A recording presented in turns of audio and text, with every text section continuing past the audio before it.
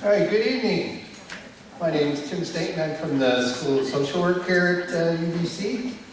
And I have the pleasure of being your host and moderator tonight on behalf of our sponsors, the School of Social Work and the UN Association of Canada, Vancouver branch, and the Masters in Public Policy and Global Affairs. I'd first like to start by acknowledging we're meeting today on the traditional unceded territory of the Musqueam people, and we thank them for allowing us to do the privilege of meeting on their beautiful country today. The Splane Lecture in Social Policy is an annual event. This is our 13th event this year, and it was interesting this year. We were planning and we were very excited when Ms. Berman agreed to give our lecture. And then I started having these interesting experiences. People would say, well, what's that got to do with social policy? And thought about that, why the need to ask. But if social policy at heart is really about the kind of choices we make for our collective well-being. And I don't think there's a policy issue that's more critical to our collective well-being than the issues of climate change and environmental justice. So I think there's a very strong link, and I think Dick Splane would have seen that pretty quickly himself. So without further ado, I would like to introduce my colleague Patsy George, who's going to tell us a little bit about the background to the lecture and about Professor Splane and his connection to the school and social policy. Hey, Patsy.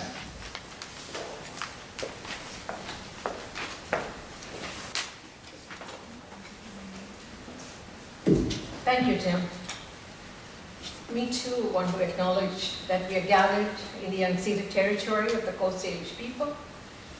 And I also want to say, pay respect to the victims of the deadly plane crash on Sunday in Ethiopia.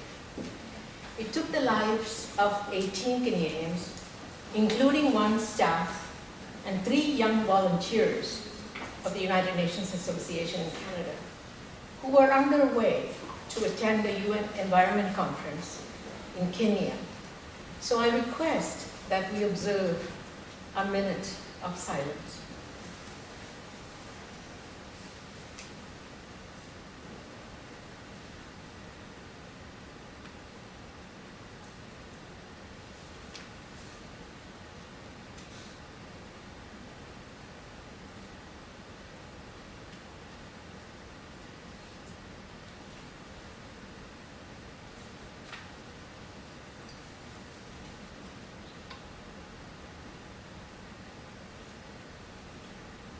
Thank you.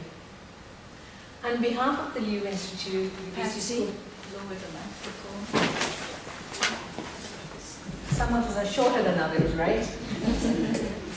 Thank you.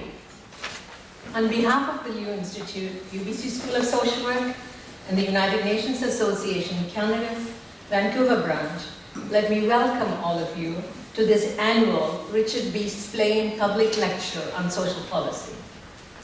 Please refer to your program notes to find additional information about the sponsoring organizations.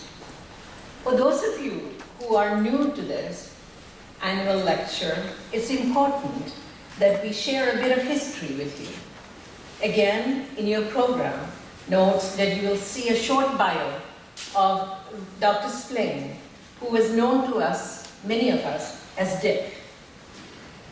As a social policy expert and a social reformer, Dick chose the route of public service and academic work to make Canada a better place.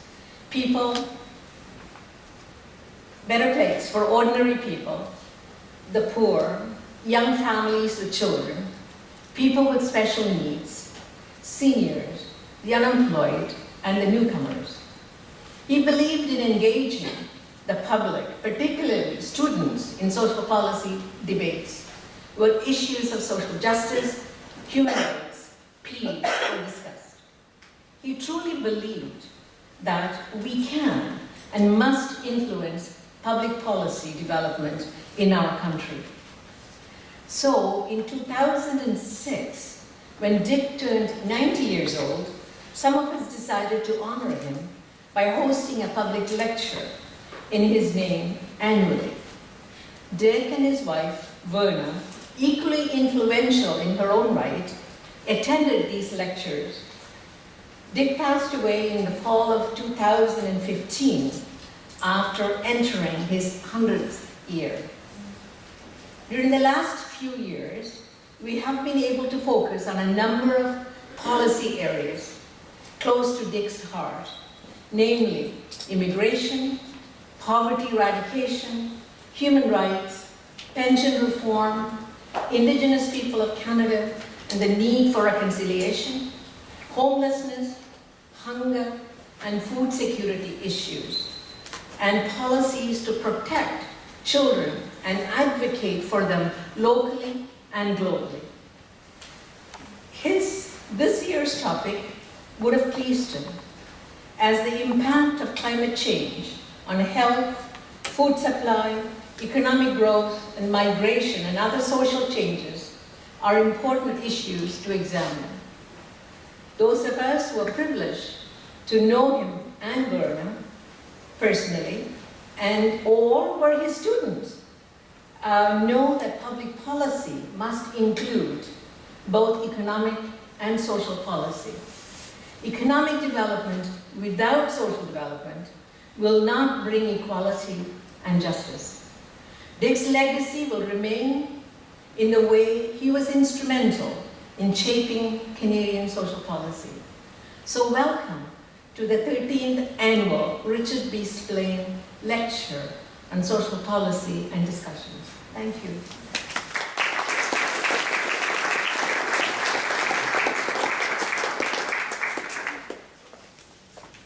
Thank you, Patsy. So now I'd like to invite Nicole So, who is a student in the Masters of Public Policy and Global Affairs here at UBC, to introduce our keynote speaker for tonight. Nicole.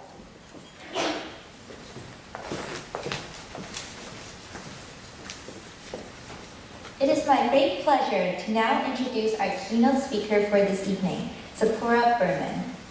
Ms. Berman is a Canadian environmental activist and writer with more than 25 years of experience designing campaigns for environmental causes in Canada and abroad. She is known for her role as the blockade coordinator for the largest civil disobedience in Canada's history in Clayoquot Sound in 1993. She is currently the International Program Director at Stand Earth, an advocacy organization that protects endangered forests through market campaigning and transforming corporate policy and governmental laws in Canada and the US. She also works as a strategic advisor to a number of First Nations environmental organizations and philanthropic foundations on climate and energy issues, such as oil sands and pipeline.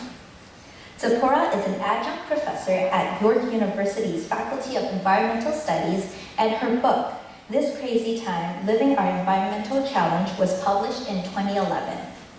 We are honored and thrilled to have her with us here tonight.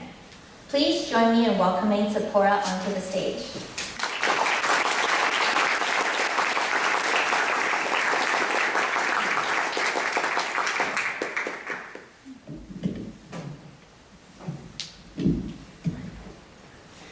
Thank you so much, and thank you very much for inviting me to give this Splane lecture this year to the United Nations Association, the School of Social Work, and the School of Public Policy.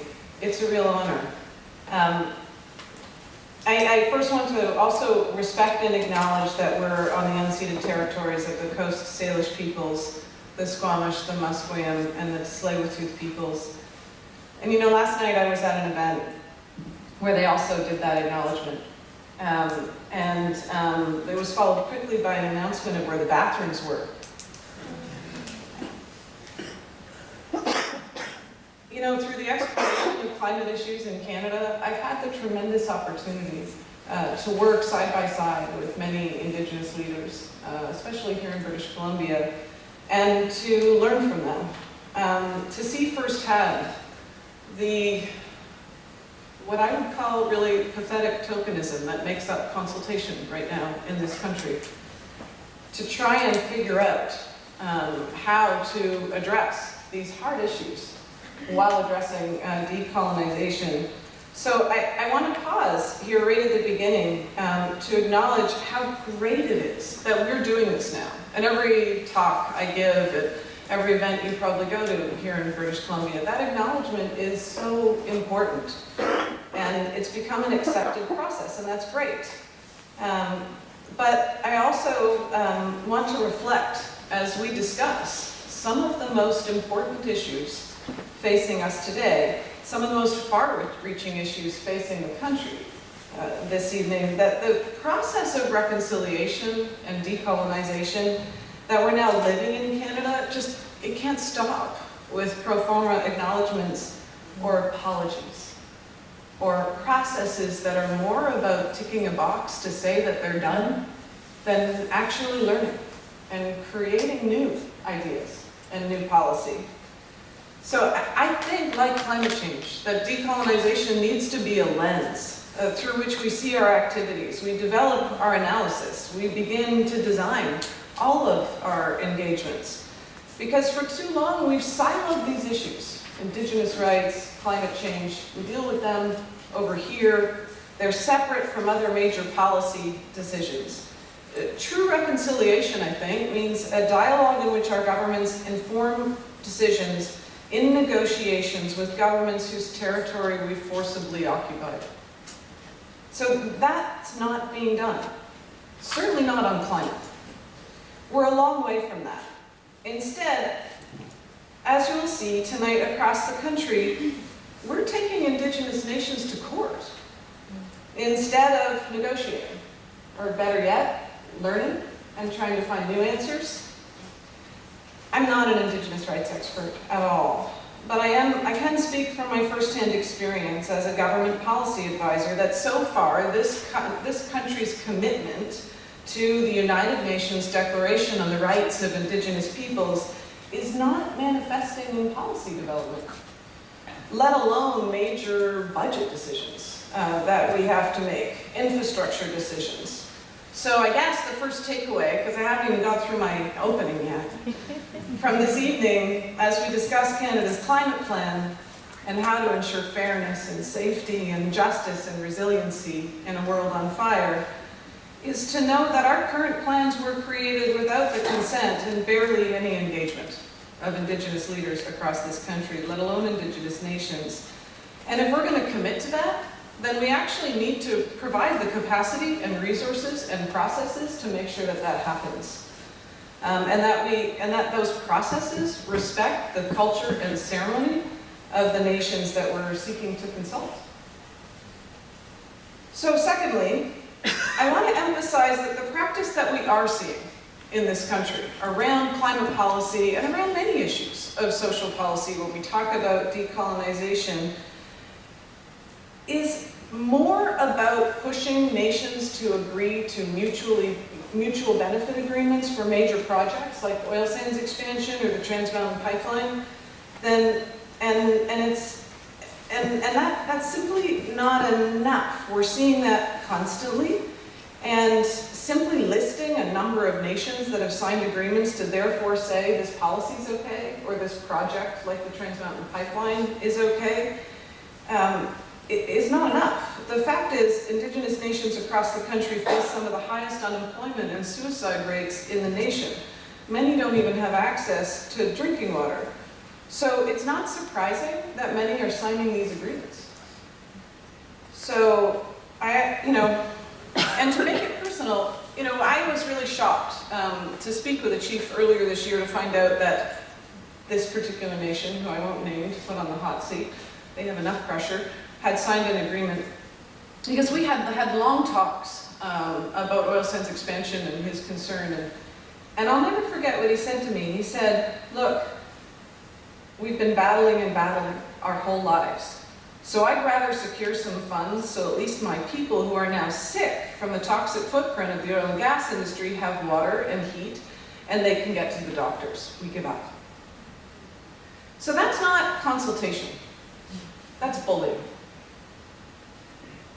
Secondly, human rights are not just rights for some.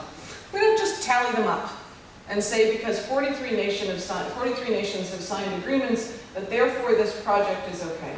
Well, first of all, there are 150 nations that are impacted by the Trans Mountain Pipeline.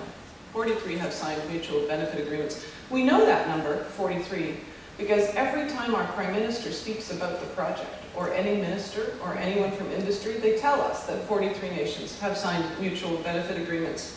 But you don't just give human rights to some people. Human rights are for all people. They're for all nations. So that means there's more than 107 reasons right now why we actually shouldn't be going forward with that project. So I thought it was fitting tonight to begin the conversation with that discussion on human rights because, well, in fact, Tim stole my main talking point. But I don't think, and I hope you agree with me by the end of this hour, that we can truly face climate change and think that there is any form of social policy or economic policy or fiscal policy that doesn't need to be impacted by a lens of what we're facing. So, the changes that we need to make to address climate change, to plan for fairness and justice and resiliency, impact all aspects of social policy and our lives. We can no longer allow them to be siloed or the debate to be simply about numbers. It's about carbon pricing, it's about pipeline capacity, it's about cap and trade, it's about all of these, the price of renewable energy. Our challenge in creating a real plan in this country on climate change is creating a plan for how we live, how we work, how we transport ourselves, how we grow our food, what we do about forest conservation, what happens in our oceans, how we educate our children in the future, and what they have the opportunity to study when they're dealing with a dramatic increase in rising storms and food costs and shortages, etc. The impact of climate change is and will touch every aspect of our lives. And the most vulnerable of society will be impacted the most. The poorest, those on the margins, will be hit the hardest. Our response has to be to stare at what's coming head on. That we break the silence around climate change and the silo around the issues and start to think about and plan how we support each other in a changing world. What systems are we creating through our social policy to communicate with each other in our communities? We've already seen this year a number of places that just didn't have systems. Think about Paradise Valley and the fires that ran through. Think about so many other places, even in British Columbia's interior. So how do we reimagine our systems of how we engage with each other? How do we reimagine our transportation systems, our energy systems? So I want to tell you a story about the repercussions of, and kind of my own awareness of the issues of equity and equality and how they're related to our energy systems and climate change, and how that really hit me. Because I think we remember things through stories, or at least I do. And it changes our awareness. Facts come and go, especially as you get older, to self. But stories, they stick with you. So early in the morning on August 29th, 2005, Hurricane Katrina hit the Gulf Coast. An estimated 1,833 people died in the hurricane and the flooding that followed in late August 2005. Millions were left homeless along the Gulf Coast and in New Orleans. Katrina was the most destructive storm to strike the United States at the time, and the costliest in US history. It cost about $108 billion in damage, according to NOAA. So shortly after Katrina, I had the opportunity to meet and spend some time with and hear a speech from Reverend Lennox Yearwood Jr. of the Hip Hop Caucus. And his words have never left me. He said, "When the waters receded in New Orleans, what we found is the most vulnerable of society, those that could not escape, that didn't have the resources or the mobility to flee. We found them." And when the waters receded, we found the grandmothers drowned and trapped in their wheelchairs. That visceral image has stayed with me as a rallying cry now for over a decade. He went on to frame the challenge in a way that I think is important, especially for the highly charged and very politicized and polarized debates we're experiencing right now in Canada. In the speech this year talking about the Green New Deal in the US, Reverend Yearwood said, "In the 20th century at the lunch counters, on the buses, in the streets, our parents fought for equality. Today, we fight for existence." This is about all humanity. It's not about Democrats, it's not about Republicans. Because when the waters and the temperature rise, it's not about whether you're liberal or whether you're conservative. It won't matter. What matters is that we come together to fight for all humanity. We can't bring back the grandmothers in New Orleans, or for that matter, the children this year who drowned themselves in India trying to escape record heat. But we can fight together for the future, because this is our generation's lunch counter moment. So as we reflect this evening on climate change and social policy, I ask you to think about two things. How are we in Canada preparing? It's now very clear that even if we're wildly successful, we will continue to feel the impacts of climate change. So how are we preparing for that and addressing the fact that the most vulnerable in society face the greatest challenge? Equally important, if we know that our government is committed to get off fossil fuels, to get to net zero by 2050. We stood up in Paris, Prime Minister Trudeau did, and said, Canada is back. We commit. So we're committing to decarbonize our economy. So how are we ensuring that we're preparing the workforce for those dramatic shifts in our economy? We now have a Just Transition Committee in Ottawa on coal phase-out, and we'll talk about that, and that's a great thing. Our government has refused to have a Just Transition Committee on oil and gas, because we so far have not acknowledged that we're going to produce less in the future. Why are we allowing oil and gas production and infrastructure to grow? And how will we plan for what we know has to be a necessary decline? You can't get to zero unless you decline. What would happen if we adopted a climate lens, faced the issues head on when we're designing housing policy, infrastructure, agricultural policy, or forest policy? You know, in the between 2000 and 2017, we lost 36 million hectares of forest cover in Canada. So that's actually the equivalent in emissions of carbon of 321 million cars. But that's not even counted properly in our numbers when we talk about emissions. So climate change is also changing our forests. So what does that mean for our forest policy? They're burning, and literally ecotypes are moving as land gets hotter and drier. Yet our living systems, the basis for ecosystem services that provide for human well-being, today in a report from the United Nations, we heard that they are threatened, that the ability of ecosystem services on our planet to sustain human well-being is now in question. And those ecosystem services come from living systems that are whole, that are healthy. The solution to how we're going to adapt to a changing world lies in those intact places. So secondly, I ask you to think about how, in all of our work, in our conversations, in our policy, how can we create common purpose? How can we create common purpose across party lines? How can we create resilient communication?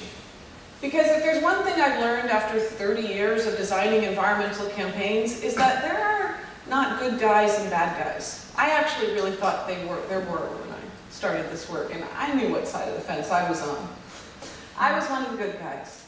But in fact, there are good people everywhere. Of course, you know that. They're stuck in bad systems.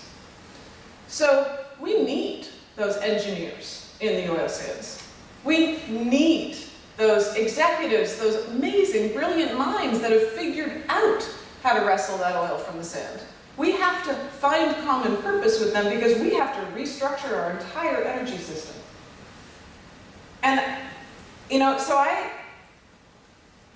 this was my approach to starting to work on these issues in Canada several years ago now when I started. And, you know, I started having conversations with the oil industry, and I kept getting a response back around, the first response was really about, it's not fair. It's not fair, climate change isn't fair, what we have to face, it's not fair. And I also got a lot of people telling me that I was wrong to assume that people in the industry didn't understand what was happening on climate change, that they did. But I, having faced the science for several years, just really actually didn't get it. How are these brilliant people, some of them self-made billionaires, continuing to extract fossil fuels out of the earth and burn them and increase their entire development model on that when they're faced with the issues that I'm faced with? And so I decided to talk to them, just actually to talk to them. And I got a lot of flack for that, actually, from other people within the environmental community, and especially from the left. I was a traitor because I was meeting with the CEOs of oil companies. So in 2013, with the former CEO of Shell and CAP, Dave Collier, I convened a table of 5 of North America's leading executive directors of environmental groups and 5 CEOs of the largest oil companies in Canada. And I asked them to dinner. So, you know, I will say that the dinner didn't really go as planned because at the last minute I panicked and I did what we do when we're thinking about issues. We have this, many of us, especially educators, have this notion that if everyone just had the facts I had, the world would change. And that they'll see the difference if everyone just had the facts. The world doesn't really work that way.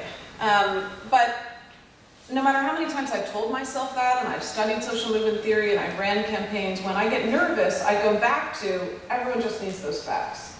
So there I was, chairing this meeting of the 5 oil CEOs and the 5 environmental groups who were there very grumpily, like they were not happy they were there.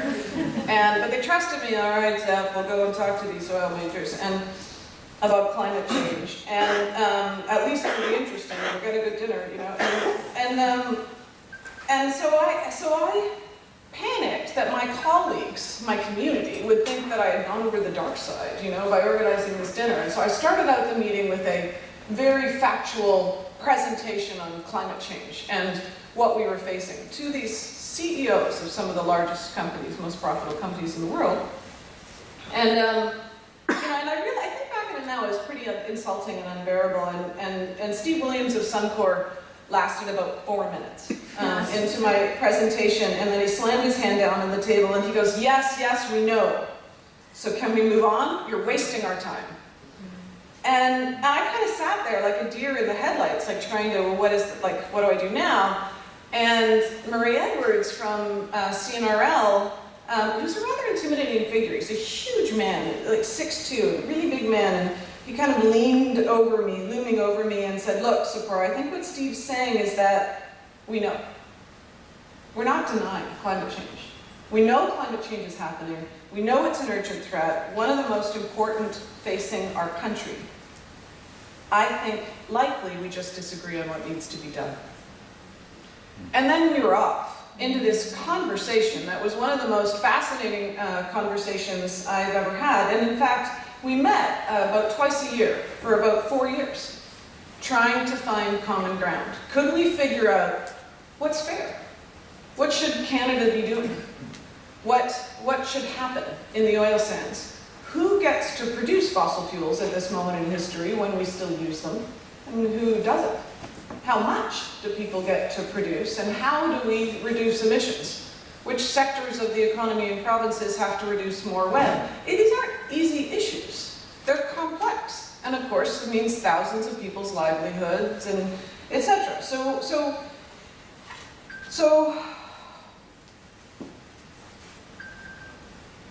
there were moments over those 4 years that were incredible glimmers of hope and breakthrough, I think. And we led to some agreements. And in the end, after 4 years, we were spit out the other side of the process, facing attacks from our closest colleagues. It's the closest I've ever been to oil company executives when we walked into one meeting one day and they were like, and this one guy who I really liked looked just terrible, and I was like, are you okay? And he said, I was up all night, I mean, I've been just getting these calls, and everyone I know is angry at me, and blah, blah, blah, because what we had been doing had gone public, and everyone thinks I'm a turncoat. And then the environmental leader next to me, Tim Gray, from Environmental Defense, turned to him and said, me too! And they had this conversation like real people. I know, and my wife isn't sure about it, my partner's not sure about it either, and blah, blah, blah, and they had this, like, of their shared experience about being called, you know, of getting threats to their lives, violent threats, and being called enemies, etc. So this was one of the moments that showed a glimmer of hope in the process. We were able to agree on a number of elements in the Alberta Climate Plan. And in order to address climate change, be the first administration in the history of Alberta to address climate change, the Notley government, and remember, we started meeting way before the Notley government, so by the time Premier Notley came into power, we already had some areas that we could agree on. The oil companies were committing to a carbon tax. They actually liked it, especially because they're big companies. Because the big companies can benefit easier in some ways. So they liked it because it will stimulate innovation. It will result in a lot of inefficiencies in the system being taken away. It'll prepare them for a higher price on carbon. It gives them the opportunity to justify technologies that they couldn't use before, etc. So we had reached a bunch of common ground, developed this climate plan that we were struggling with because it was historic. You know, just 2 years before, I had been meeting with a Minister of Environment in Alberta in the legislature, and I started talking about climate change, and she said to me, shh, don't use that word here, everyone will make fun of me. You couldn't even talk about climate change in Alberta in the legislature a couple of years before. There had been no government that had ever acknowledged that climate change was actually an issue. So Premier Notley standing up there and saying, the time has come for Alberta to acknowledge climate change and the role we play. We must all do our part. It was actually historic. And that's when my friend Mike Broom from Sierra Club, when I called him up to tell him what we had done, and I described all the policies in the package and said, you know, I think we're going to support it. And he said, this is absolutely historic, and it's completely insufficient. And it was the most succinct analysis I had ever heard, and I think it applies to most climate policy today. It was an historic moment in Canada's history, and it's completely insufficient to address the scale of the problems that we face. So can you get from 0 to 60 overnight? No. And so what we were trying to figure out, well, you can if you're Tesla, but no. But so what we were trying to figure out was, what next? How do we implement this? Can she phase out coal and put a price on carbon and ratchet it up? And can you then start to address this? Like, what does a package look like? And we were working on that. To make a long story short, the dinners with the CEOs led to working groups over a period of 4 years. They struggled to find common ground. The Alberta government then, realizing our process had merit, appointed all of us formally to government. So I co-chaired the Oil Sands Advisory Working Group for 2 years in Alberta, along with Melody Lepine from the Mikisew Cree and Dave Collier, formerly of Shell. And for a while, we were real people. In the breaks of our meetings, we talked about our kids. We shared stories about our vacations. We had difficult conversations. And I think often back to that period, given where we are right now. We worked successfully. We were able to create consensus-based recommendations on how to implement the climate plan, principles on how to divide up the funds from the carbon tax, how to legislate a limit on oil sands production that granted was too high. But it seems a lifetime from where we are today. And in the end, this summer, as I stood on Burnaby Mountain blockading the construction of the Trans Mountain pipeline, I thought through the last 4 years, because contrary to what people think, most blockades are actually really boring for most of the time. Like, you just have to stand there for a really long time. You have a lot of time to think. And I think it was 3 things that led to the end of our conversations.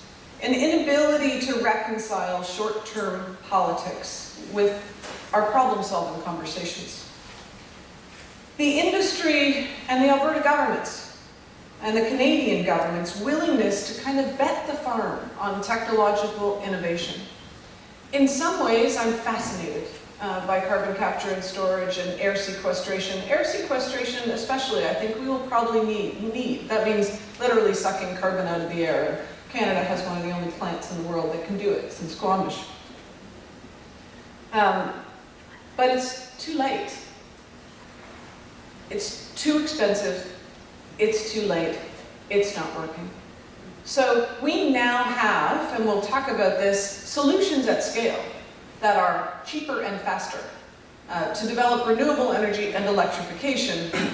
The idea that we're going to be able to grow production of oil and gas because somehow we're going to do carbon capture and storage at scale to reduce emissions per barrel to such an extent that we can keep pumping oil out of the ground while we know what we're facing, I think is absurd. And I think the numbers show us that.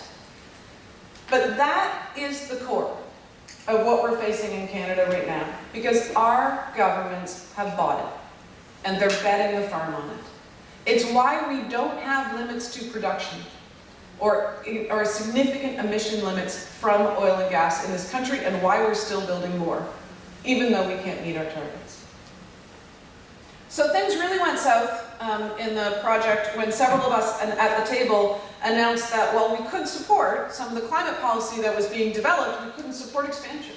We can't, at this moment in history, support the expansion of the Trans Mountain Pipeline or the expansion of the oil sands.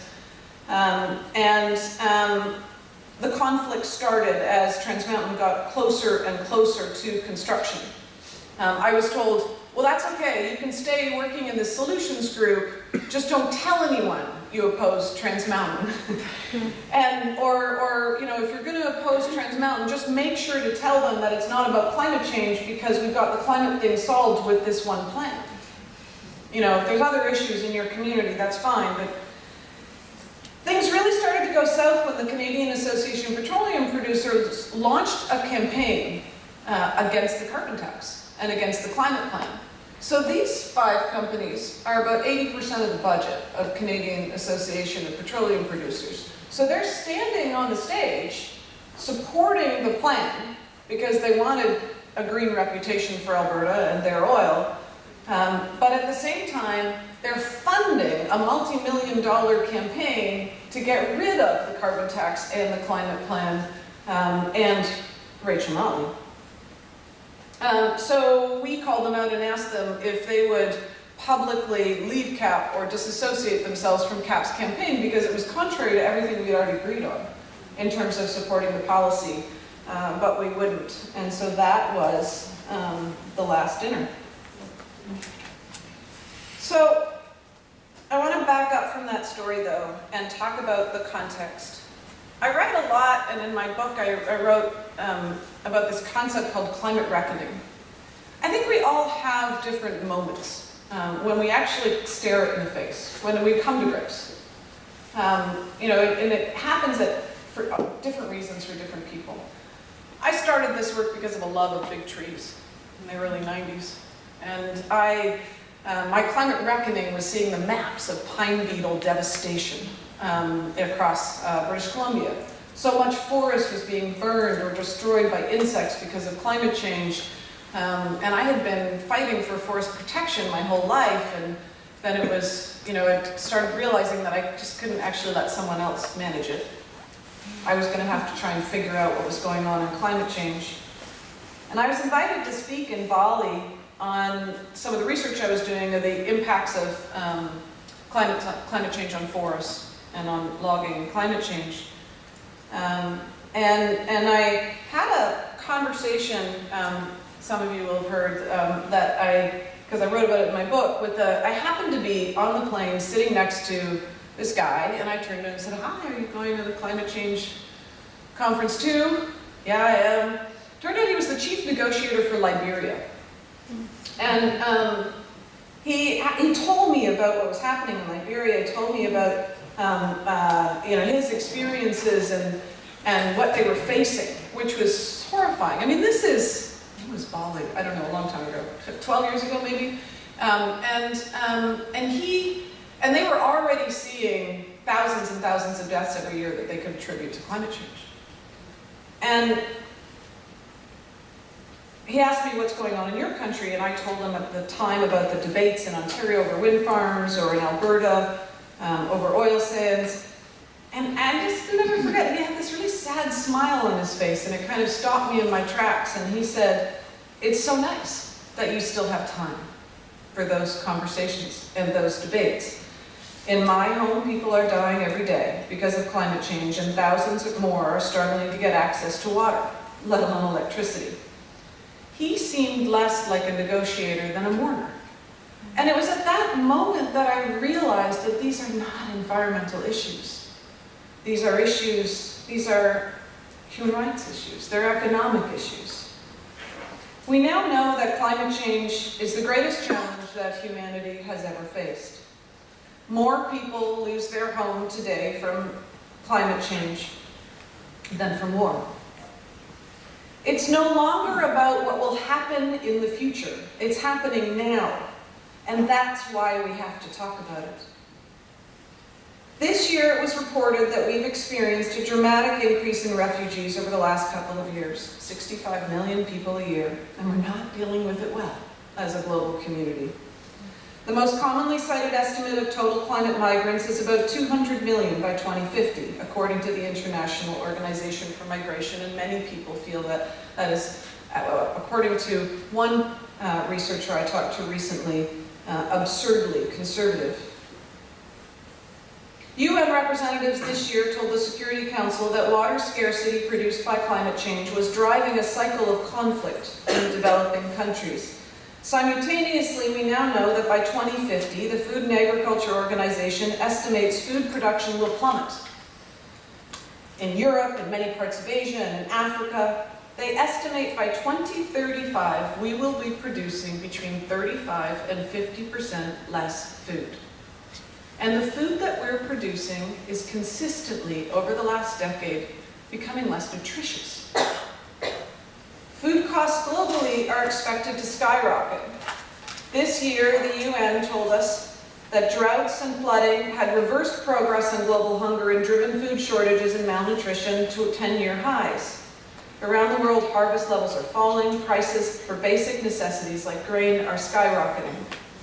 Right now, I'm reading David Wallace Wells' The Uninhabitable Earth, and so many people, when I tell them I'm reading that, say, "Why are you reading that?" I'm learning so much, and I've been working on this issue for over a decade. There's something fascinating about how we turn away from it. I mean, I'm glad you're here tonight. But the fact is, even those of us who get it or have been touched by it, turn away from it. Because it is so big. Because psychologically, it's hard to take in. When you hear these big statistics, and you know that the world and our systems and our politicians and our elected leaders are not doing anything commensurate with the scale of the problem, is it really a crisis? Do we really have to panic then? It's a huge disconnect, and psychologists are having a field day trying to figure out how to look at it.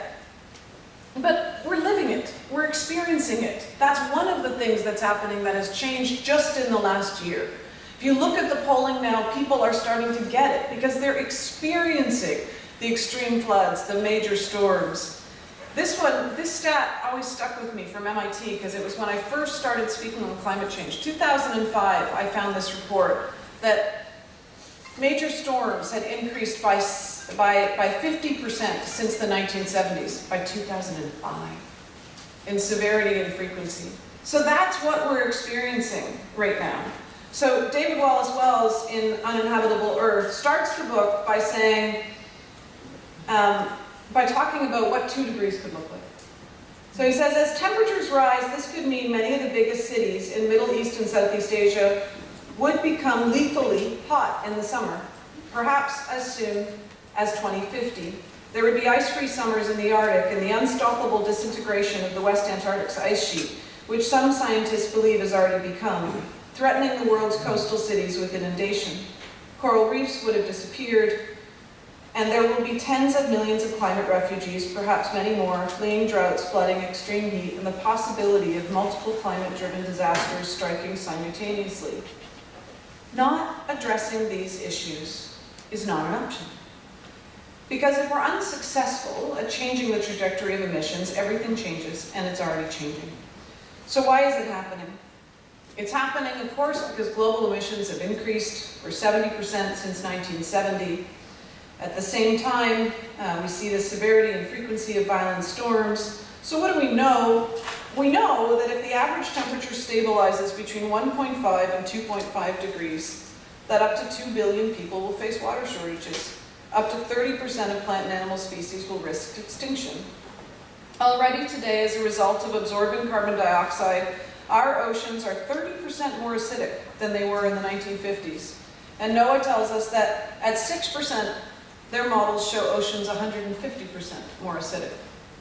So current emissions trends show us on a path to a 4 to 6 degree world. I put who drew it at the top because when the IPCC report came out, President Trump tweeted that he questioned who drew it. And I just kept thinking, well, they weren't using crayons. The IPCC is asked by the governments of the world to summarize the state of knowledge, specifically to look at 1.5 degrees and the difference between 1.5 degrees and 2. This particular report that came out late last year was written by 91 leading scientists from 40 countries who together examined more than 6,000 studies. It was then reviewed and approved by 195 countries, including our own, and including the American government for that matter. The report notes that we're already experiencing 1 degree of warming and catalogs the benefits to us if we can limit warming to 1.5 degrees. It lays out the pathways to doing that. And so I urge you, download it. They have a summary. It's important for us to read it, to use it. What's critical in this conversation is that we recognize that the report warns that climate impacts are worse than anyone expected. We're facing huge human health impacts, erratic weather, dangerous heat waves, changes in migration patterns. The report warns that we have 12 years, about 12 years, really 11 years, to avoid catastrophe, and that staying at 1.5 degrees requires slashing global greenhouse emissions 45% below 2010 levels by 2030, and reaching net zero by 2050. So, I'm just going to go through the IPCC report, but I can't even take it. You've got it. You get the picture. So where are we at? So this slide basically shows you where we're at with current policies. So the pledges right now, with current policies globally, we're on a trajectory, if they're all implemented, to somewhere between 3.1 and 3.7 degrees. If all the additional pledges that were made last year in Poland are also adopted fully, then we're on 2.6 to 3.2. So the whole IPCC report, which covers a myriad of terrifying statistics about what happens just in that 0.5 degrees, 0.5 degrees and 10 million additional people are displaced by sea level rise. 0.5 degrees and water stress increases for 50% more. So that's this. What is this? So we're over here in terms of pledges. If we just look at how much pollution we're emitting, greenhouse gases, then we're up there. Somewhere between 4 to 6 degrees. So in Alberta, I kept getting these comments constantly, it's not fair that you're attacking us, we're only a small part of the problem. We have a right to compete in the global marketplace. The markets will regulate. I was attacked in Ottawa last year giving a speech because by many academics who I have been friends with, who have done climate policy their whole lives, because they think it's absurd that I'm talking about constraining supply. We will solve this by reducing demand. A price on carbon, vehicle efficiency, those measures to reduce how much fossil fuels we use, and then the market will decide how much can be produced. There is no other economic issue in history where we haven't addressed both supply and demand. If all we do is try and reduce demand, then that would mean we would have to have, for example, to constrain oil sands expansion equivalent with a 2-degree world, we would need a price on carbon of $120 a ton. Our country has been ripped apart, is being ripped apart, will be ripped apart in the next election over a $30 carbon price. It's not working. We have a huge problem. Demand side measures, we've tried that since Kyoto. They're not good enough, they're not working. Not fast enough to keep us safe. So the fact is, it's not fair. Climate change isn't fair. It's not fair that vulnerable countries are reporting spiraling rates of refugees. It's not fair that 300,000 people lost their lives last year due to climate impacts.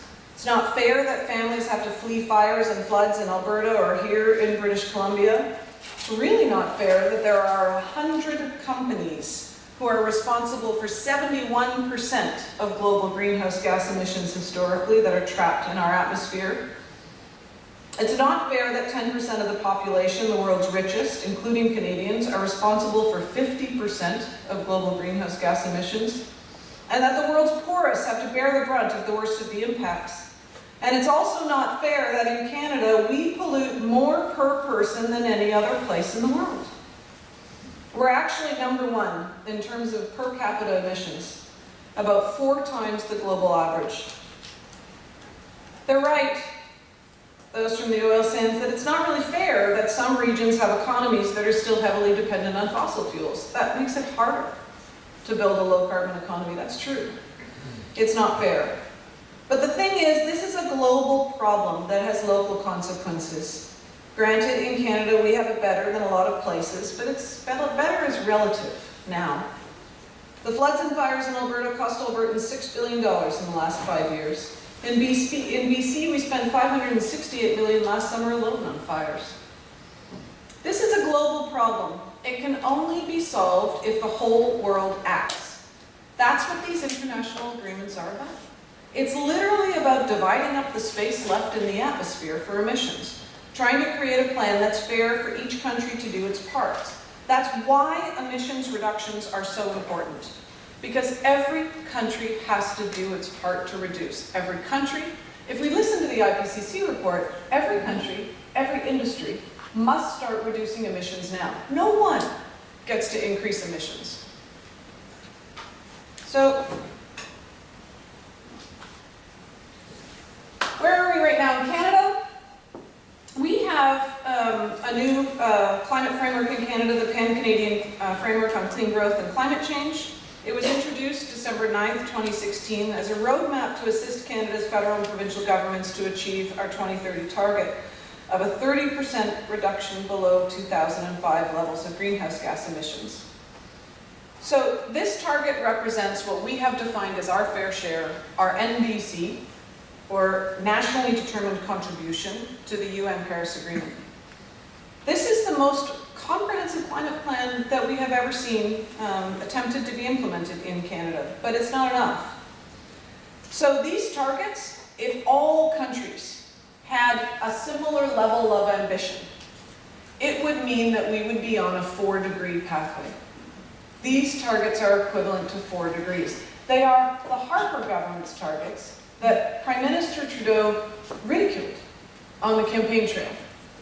And if we look at these targets, even with all the new measures that are going to be introduced in the Pan-Canadian Climate Framework, a coal phase-out, carbon pricing, reduction in methane emissions, clean fuel standard, etc., we are 66 million tons. So this is where we are with all the measures. We still have a 66 million ton gap, if their modeling is right, even with a lot of quite incredible measures. So why is that? Why is it that if we're doing a lot of what climate policy experts would say, this is a good plan. Carbon pricing, coal phase out, energy efficiency, methane emissions, etc. So why? Where are the emissions coming from?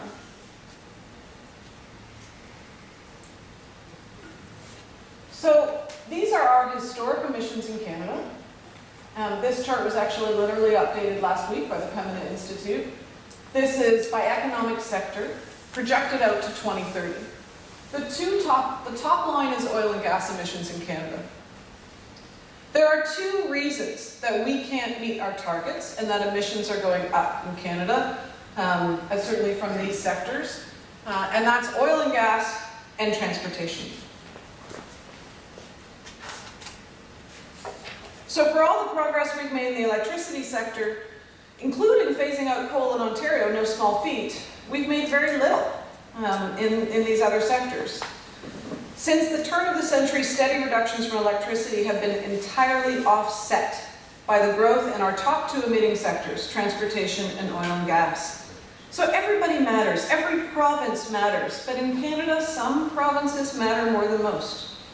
So this is where our emissions come from. By percentage. And this chart shows you what's happening in each province.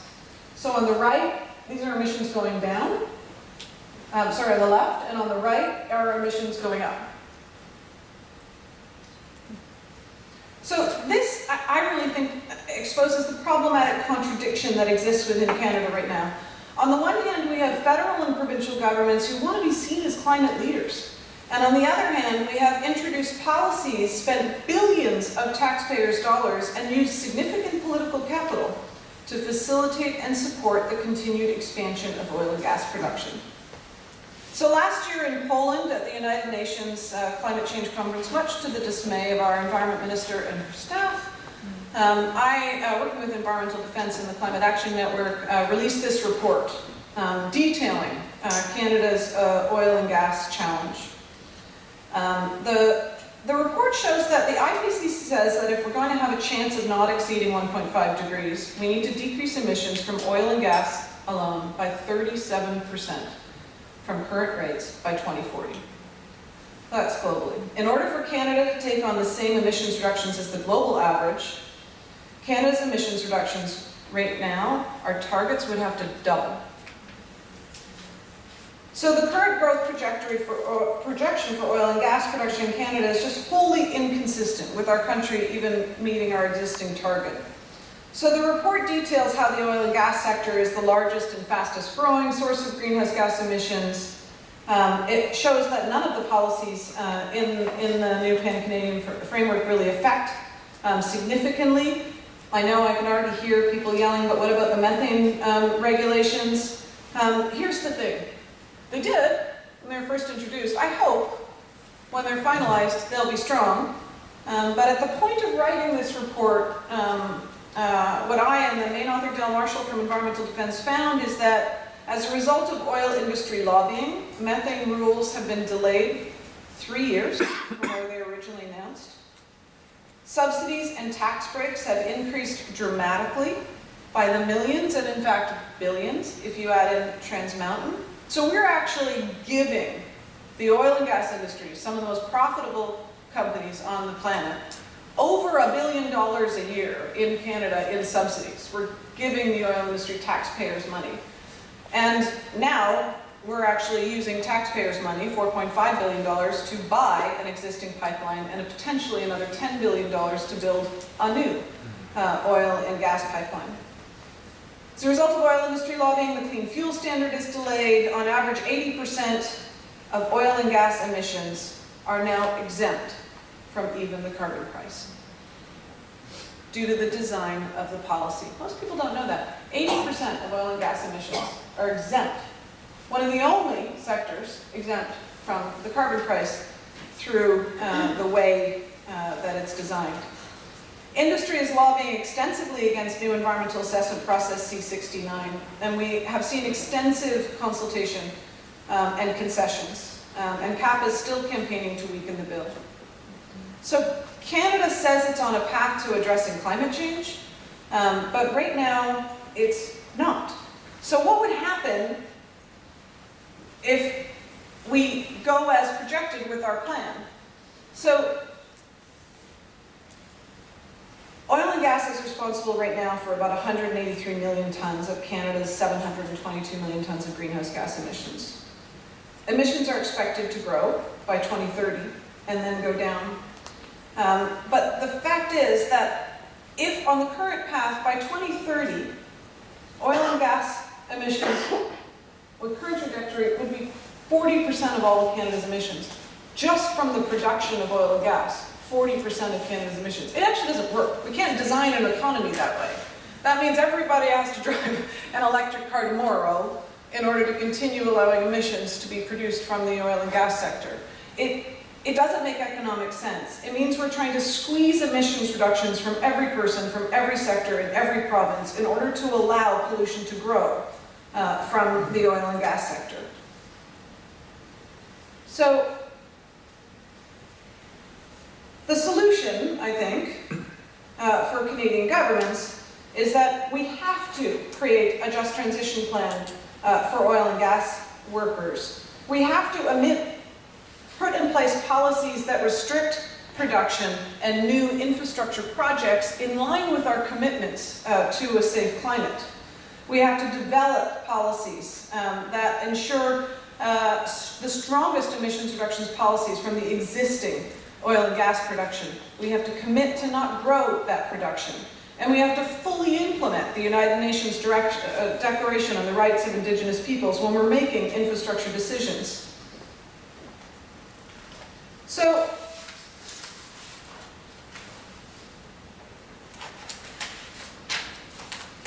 clearly didn't need these notes. Here's the bottom line.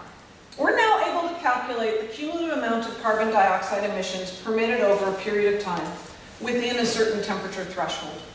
That's what's called a carbon budget. We can calculate it. We actually couldn't when we started climate negotiations. We didn't really understand it. Science understands it now. We know what a carbon budget is. So, what does that mean? So we can now add up how much fossil fuels are being produced on the planet and how much carbon equivalent that is. So what we know from Rystad data, from just simply adding up what's under construction or producing right now of coal, oil, and gas on the planet, what we know is we're already producing enough to take us past 2 degrees. So any new projects, any new fracking, any new oil sands projects, Arctic drilling, any new expansion of oil and gas puts more carbon into the system than we can safely burn. It takes us past 2 degrees. And put that into a context of what we've been consistently hearing now for over 5 years. No more than a third of the proven reserves of fossil fuels can be consumed prior to 2050. The vast majority of reserves are unburnable. We know that.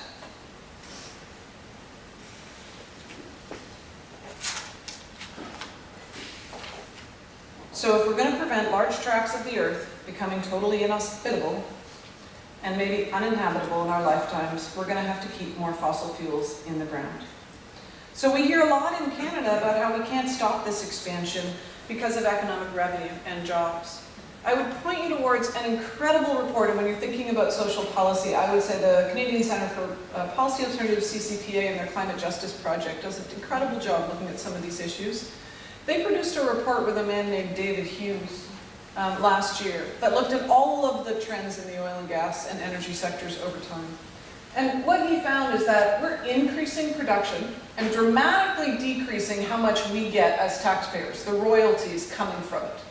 So the industry is successfully lobbying to reduce how much they have to pay. Jobs are pretty much flatlining and going down, even though production is going up. So even from an economic basis, there's something wrong there. But the biggest economic threat, even if you didn't believe in climate change, is that the most immediate risk to Canada's future economic prosperity is the notion that we can just grow the oil sands, because the fact is Canada's crude is the 4th most greenhouse gas intensive. It's more carbon and more expensive to produce than almost any other place in the world.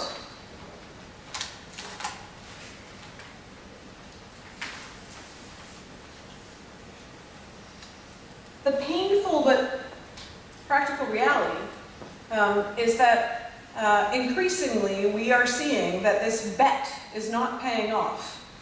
In fact, this shows you what's happening to emissions intensity. So in fact, per barrel, emissions have gone up over recent decades.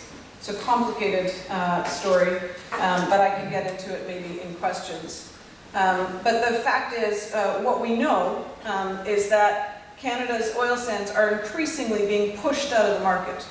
And that's why you see many oil majors, Statoil, Exxon, ConocoPhillips, Total, Shell, all leaving the oil sands just in the last 2 years.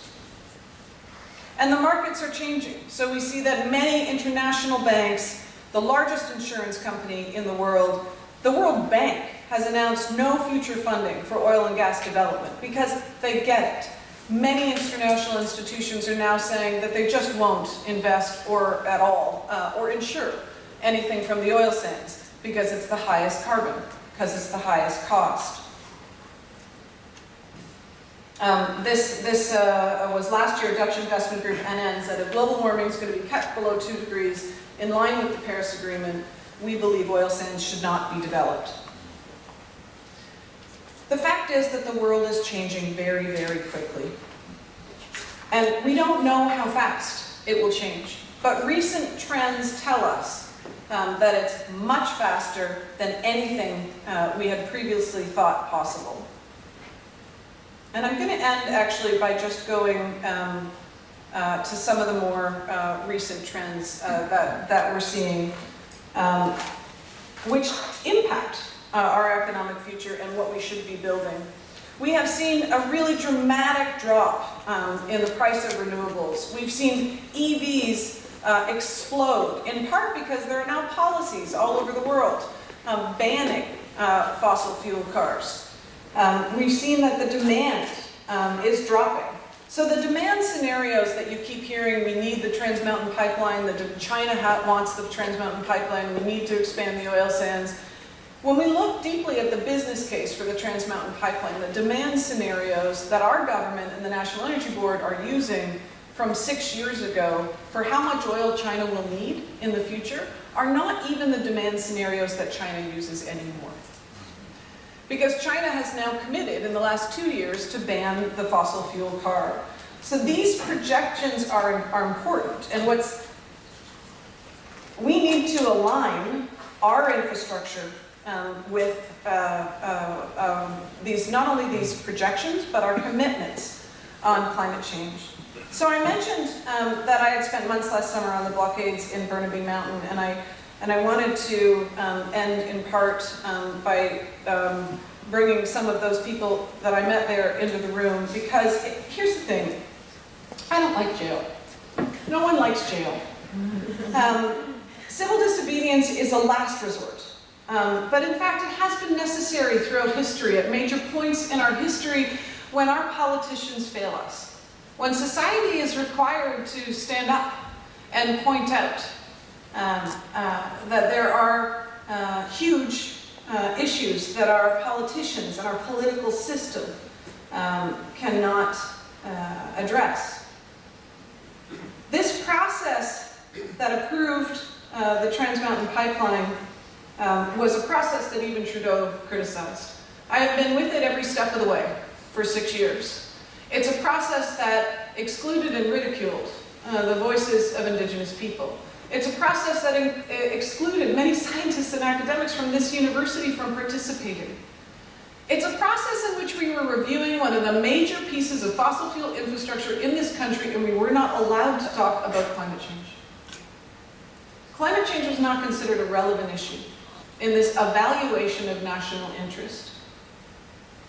So in part, tonight I hope to inspire you by leaving you with the people I stood beside this year who risked their jobs, who handed their children over to police in some circumstances to be arrested. Meet Susan Lambert, the former president of the BC Teachers Federation, Tim Bray, the founder of one of Canada's largest software companies, who also works now for Amazon, Romilly Kavanagh, a pipeline engineer who used to work for Trans Mountain, Ruth Campbell, a retired provincial lawyer. These are not foreign-funded radicals. These are real people. These are real people in our community right here, standing up because you don't build a pipeline for 5 years or 10 years. You build a multi-billion-dollar piece of infrastructure for 40 or 50 years.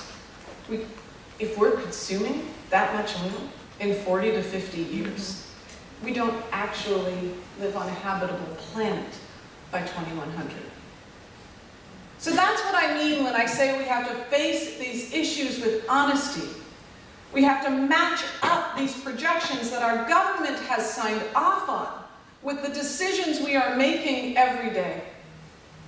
We know that we have the capacity to address these issues in this country and globally. We know that the price of solar, the price of wind has dropped so much. We know that the changes in battery storage that have happened in just the last 2 years far exceeded our imagination. We can do this, but we need to have the political will. We need to have the courage to stand up. So finally, I will note that changes, as I talked about, changes happening in the investment community. In the last 5 years, 1,000 divestment commitments have been made, representing $1 trillion in investment. Numerous studies have shown that fossil fuel-free funds are performing as good, and in many cases better, than funds with fossil fuels in them. UBC has $85 million invested in fossil fuels today. UBC created a $10 million Sustainable Future Fund from a $1.4 billion endowment. In doing so, the board has now recognized that they have a $1.39 billion Unsustainable Future Fund.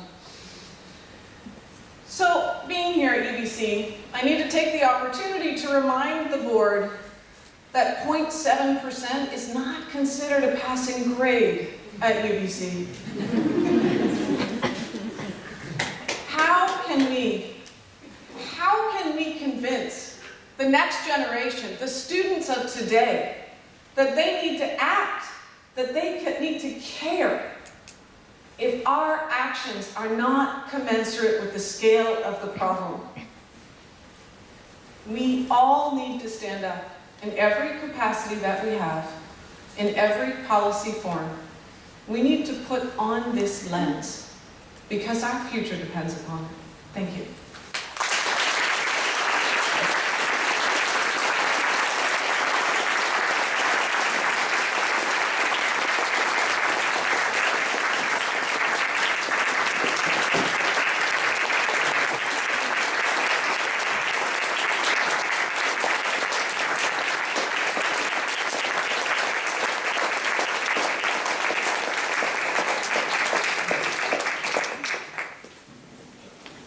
Right.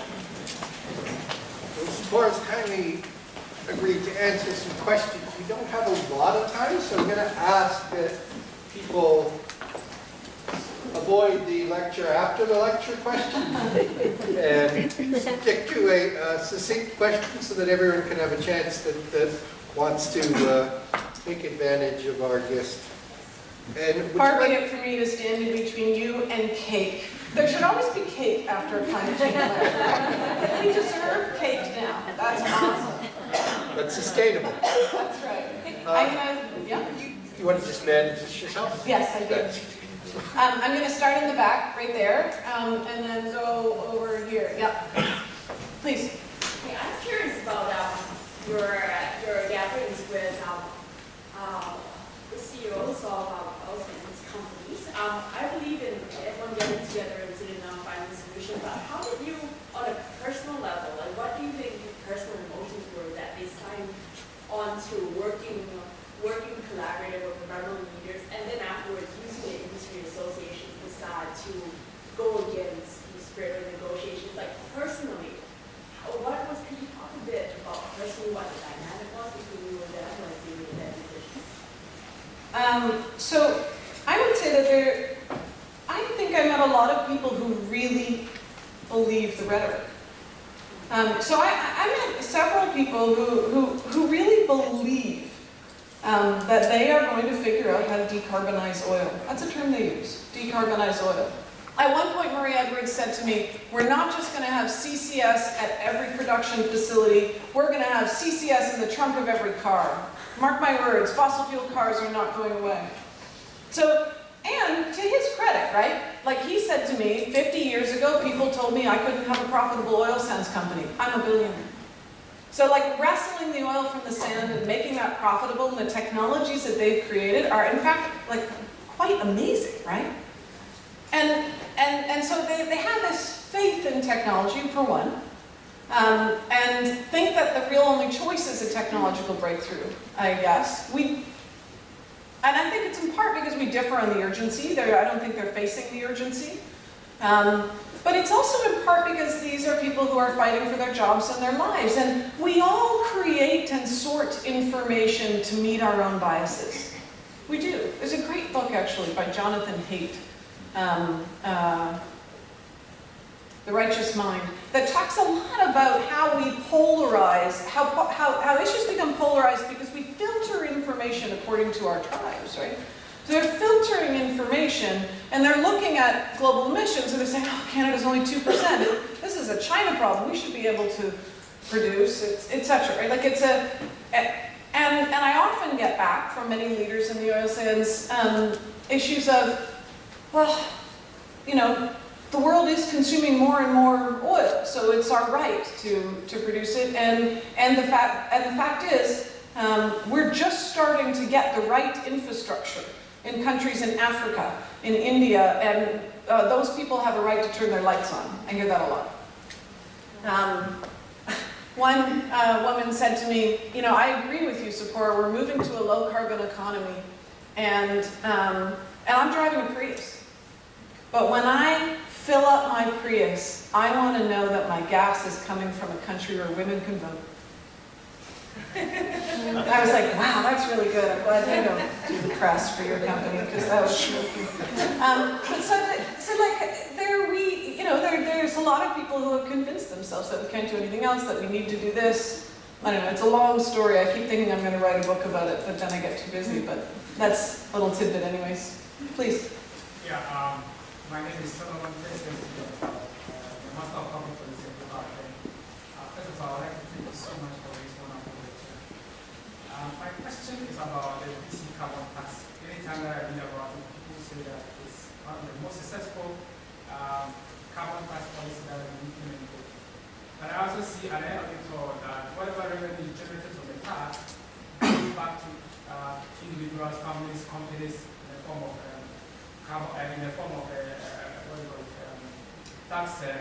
Revenue neutral tax breaks. Yeah. That's what I mean. So I'm thinking that is it ambitious enough to reduce carbon emission, especially looking at the challenges that you listed? I don't know. For me, I conclude that I think in one of my presentations in class, I used the term I think it's robbing Peter to pay Paul. We take revenues to discourage people to use fossil fuel, but according to we pay back to them. So how is it going to change behavior? No, you're entirely right. That is it the most effective way of getting people to reduce whatever activity that's generating carbon emissions? So there's two ways to reduce emissions through regulations of existing emissions. One would be through the price increase, and the other is regulation increase. A lot of interesting work by Dr. Mark Jackert out of SFU, arguing that in fact regulations work better because they're somewhat hidden from the political system sometimes. You know, like carbon tax is a hot button, so you can't raise it very fast, very quickly. People don't like it. But vehicle efficiency regulations, zero emission vehicle mandate, which Canada should have nationally. Some of these regulations are actually even more effective at reducing emissions fairly quickly, and they're not as charged politically. That said, I do think a carbon price is necessary.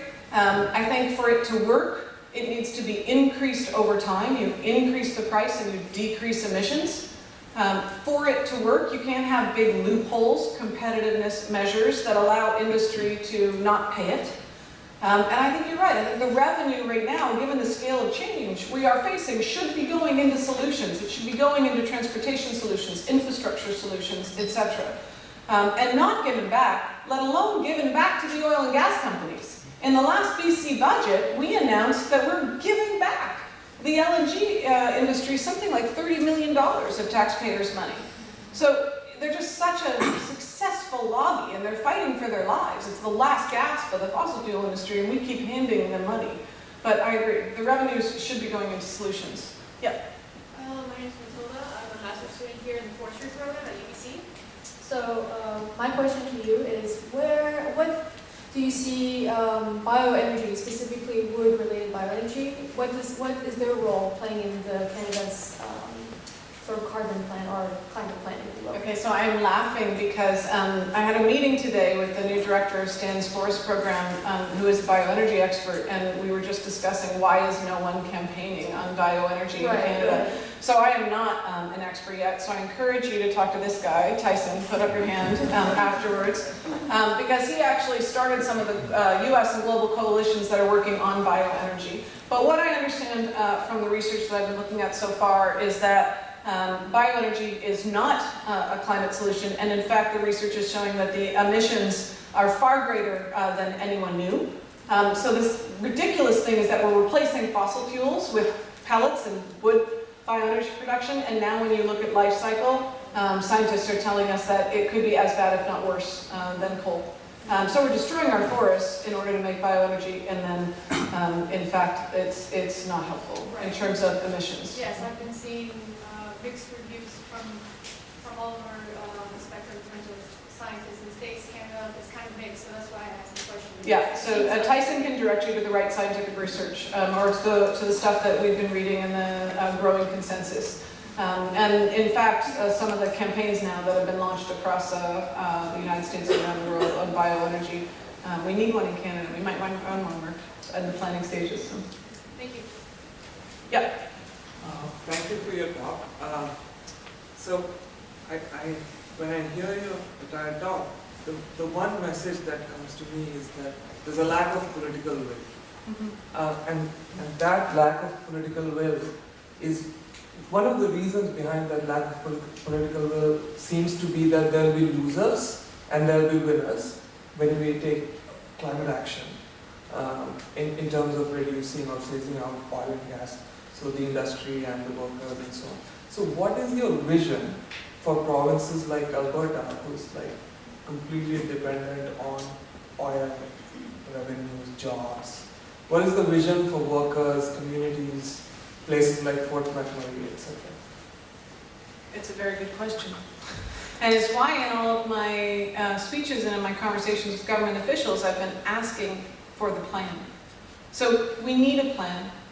We don't have a plan in Alberta. There is some good work that has been done on economic diversification studies and competitiveness studies. This isn't rocket science. So when you look at other regions that are building low carbon pathways, what they do is look at who's trained in what capacity do we have, what industries already exist that could be lifted up, lifted up. So imagine if Trudeau had spent $4.5 billion lifting up the high-tech and clean-tech industries in Alberta in order to support them and grow quicker.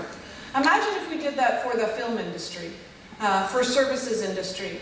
Why aren't we trying to get IT companies who are building data centers all over the world to build data centers in Alberta? Do you know what they need? They need a cold climate, the potential for renewable energy, and a lot of space. But we're not trying to get them.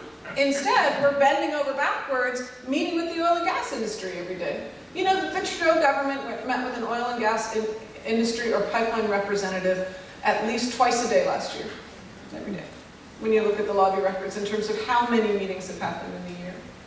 So I don't know all the answers. I don't think anyone does. But I think we should be spending money on competitiveness studies to try and figure it out. We should be creating those committees to try and figure it out.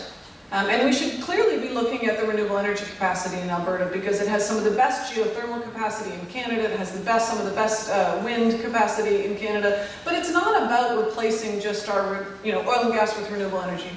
Because the issue is not our own consumption of energy, it's about how much we export. So 20% of Canada's export revenues come from oil and gas. I'm not saying it's going to be easy, it's going to be hard. But it's going to happen by design or by default. And we either design it, and it will be less painful, or it happens because of crashes, when we have the least ability to deal with it. So I don't have a plan, I don't know the answer. But I think the answer lies in lifting up where our skills and other industries are. Tim, can I take one? Yeah. Very quick question after the very segment. What are your thoughts on LNG as a transitional fuel? Because I know that IU report talked about that. It's not. We're no longer transitioning. We cannot afford to transition and build up more LNG or gas capacity. And in fact, what we're seeing is that natural gas and LNG are competing with renewables and affecting the scale of implementations in renewables and electrification in many countries. So there was a point when natural gas was a bridge fuel from coal, and that was a pretty good idea 20 years ago. It was a good idea 10 years ago. Today, it's not a good idea.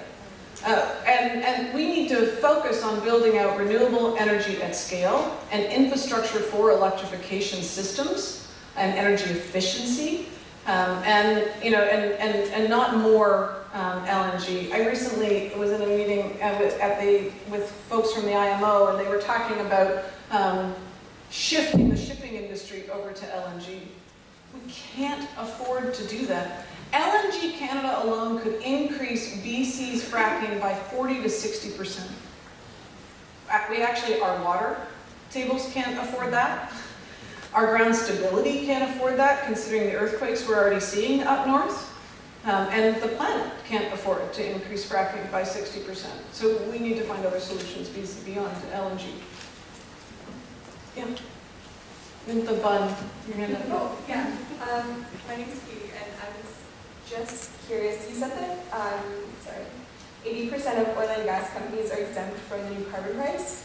How would you, if you could, redesign our current carbon price so that those companies would not be exempt? Just don't put in the loopholes. It's actually not rocket science, right? It's about actually ensuring that the price applies economy-wide to all sectors and all industries. We torture ourselves to design these systems at the request of the oil and gas industry. But I'm not a pricing expert. For that, I would actually suggest you talk to the Pembina Institute or Dr. Mark Jackard. So when I go in to negotiate with governments and to help them with policy, I always have one of them beside me. Because we're all, we have different skills, right? I am not a policy geek by any stretch of the imagination. I deal in politics and communications, and mostly I look at how to leverage change. So social change theory, if there is a discipline. So I'm not your best person to ask on design. And in fact, when I was sitting in the Alberta meetings with experts from both sides, we had brought in some of the best carbon pricing experts from around the world, as well as the industry had brought in their experts, and they were dueling it out over the design. And I promised myself that I would listen. I'd be like, okay, today you're going to take notes and you're going to listen because you have to make a recommendation at the end of this. You have responsibility. And I'd be right there for about 10 minutes and then I'd be, no, you don't listen. So don't listen to me on pricing design. Listen to them. But the fact is that we just need to make sure that it applies to everyone, that it applies to all emissions. And that's not what's happening right now. I'm going to keep going then. Thanks so much for coming out to UBC and giving this talk. Really inspiring, really appreciate it. I've been Thinking a lot about emissions from forests lately. I'm also a previous forestry student, and I will be a forestry student again in the near future. I'm thinking about the potential for nature-based solutions. And I know in BC that forests have largely transitioned from being carbon sinks to carbon sources. And I'm curious about your thoughts, especially as a former forest campaigner, about how we do or don't calculate emissions in Canada and what we can do to change that. Wow. Okay. So as far as I can understand it right now, we do not account for logging emissions. And globally, we don't account for logging emissions in temperate forests because it's not considered forest loss, because it's considered to be replaced. But it doesn't actually work that way. And so the industry will argue that even though that carbon is going into, even though you're logging those trees, that carbon goes into products. And that those products are stable carbon. But in fact, the studies show that it's not stable carbon. And something like 80% of loss over the time of the product. But you'd have to look into that. So I have worked, when I've been at the UN, very closely with Climate Action Network, and they have a committee that looks at the LULUCF design and the emissions design. So I would suggest that one of your best resources is Climate Action Network Canada and their briefing papers on what should be counted and what shouldn't. The forest stuff is super complicated, and I have been encouraged many times over my career to try and to support forest carbon credits, for example, so that we should, which I think is funny, that we don't want to count what's being logged, we don't want to, but we're willing to give credits so people can pollute more for what's not logged, which is interesting. But I don't support forest credits either, and the reason is simple, and that's because I don't think we should be allowed to pollute more fossil fuels just because we're protecting nature. I think we need to protect nature no matter what. Second of all, it's not permanent. So that carbon is, like that whole idea, first of all, it's not permanent, and second of all, there's no accounting for it. So you can have more than one carbon credit for a supposed piece of forest because no one's watching it. There's no accounting system. So that's one of the the tip of the iceberg on some of those forest accounting issues. But I would say look at what Climate Action Network is doing on the LULUCF guidelines and what should be counted and what shouldn't. Yeah. Thanks so much. I have a question about the push for electrification. You mentioned at the beginning that there's no easy solutions, everything has complexities. And so I recently learned, well, there's a couple things, that the demand for energy would increase dramatically if we went to a full-scale conversion to electric cars. Which I want to be clear that I'm not against. I just want to understand better where would that electricity come from. Also, I understand that there are potentially some fairly severe human rights issues that are associated with the battery production for electric vehicles, with cobalt mining. So I just wanted your thoughts on all the solutions, the mining, there's serious issues. There's no question. So I don't know. Can there be a hierarchy of issues? I don't know, but I do think that.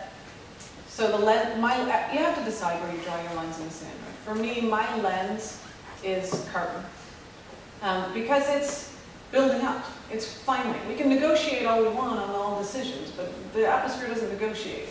It can only take so much. and before temperature rises. And so we know what that is. We know we have about a decade. So the priority has to be carbon emissions. And that means there's, some things are going to happen that are not good. It does. But it also means that we have a livable planet. So, we have to figure that out. On electrification, there's no question that demand will go much higher. There's also no question that we can get so much more from efficiency than we're getting. But the modeling that I've looked at, even with large-scale efficiency, for example, in BC, we would need dramatic increases in renewable energy, several Site C's worth of energy, for example. And it's part of why I struggled with Site C and never worked on it as a campaign. I think from an Indigenous rights perspective, the fact that Site C is being built without any consent is horrific for us as a nation. I think I'm totally conflicted by it. And I think the ecological impact of Site C on agricultural food, et cetera, is horrible.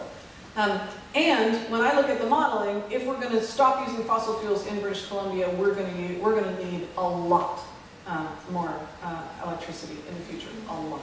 A lot more than we have at all right now being considered. And so where it's going to come from is a good question. I mean, I got into a lot of hot water years ago for supporting IPPs. IPPs are independent power producers, and at the time, the Campbell government was pushing to try and get as much independent power produced as possible. So run-of-river, solar, etc. And encouraging Indigenous nations to start doing their own small-scale projects. It was interesting. That's one example of political courage because of a personal climate reckoning. Like when I talked to Campbell, it was because he read Tim Flannery's book on climate change while on holiday in Maui. And it changed his life. And he kind of had it as a aha moment and he never went back. Or maybe he did, I don't know. But so that's why we have a carbon price, it's the Campbell government. And that's why we had the calls for renewable energy power. A lot of environmental groups campaigned against it. And the NDP campaigned against it. Because IPP was not BC Hydro, and BC Hydro is unionized. And so if we had all these small First Nations independent power producers or other companies who are independent power producers, there were First Nations, they weren't unionized. So the left campaigned against the expansion of renewable energy in BC. And then there were lots of issues with where and how run-of-river should happen. And those are good questions. We needed better rules for that. But the result is it kind of killed the renewable energy revolution in BC when it was really starting off. And it became totally politicized. It's starting, but with Site C now, and BC Hydro not projecting for a demand yet that is in line with our climate plan, we don't have demand projections at BC Hydro that would require them to start searching for all those other renewable energy projects yet, but we should. We need to align our infrastructure decisions and our demand projections with our climate goals, because we're not building the world that we want unless we align those things. But we don't right now. I think we're going to have to end it there. I know we could probably go on all night.